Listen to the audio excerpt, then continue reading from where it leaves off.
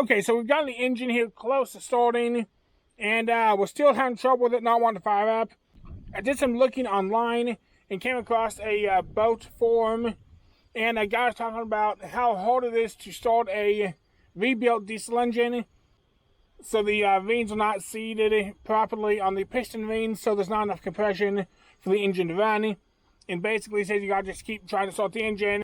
It took him 2 or 3 days before they were able to get the rebuilt diesel engine started. And I don't know if it helped or not, but I got the block heater plugged in, and this line here is already hot enough, can't hardly touch it. So we're going to heat on it here some, and we'll see if that helps with starting. If anyone has any tips or info, feel free to leave in comments down below. Hopefully we'll get this run here within the next day or two.